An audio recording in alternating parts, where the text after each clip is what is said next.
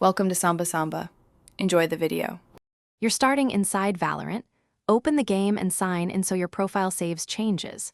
Once in, press the controller menu or ESC, then choose Settings and head to Audio or Voice Chat.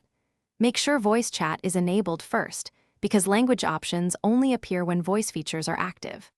This first step gets you to the exact panel where language settings live, so you can switch voice language without changing whole game text or regional servers. Now that you're in the voice chat panel, look for voice language or VoIP language.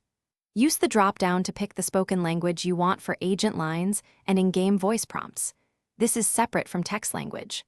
Once selected, confirm or apply changes so the game saves your choice to your account. Then return to a practice range or an empty lobby and trigger voice prompts, or use push-to-talk to confirm the new language is active and audible through your headset. Finish by hitting apply and save.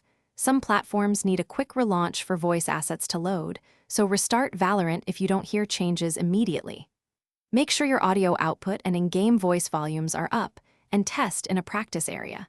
If you still have the wrong language, verify your account's region and ensure Valorant is fully updated.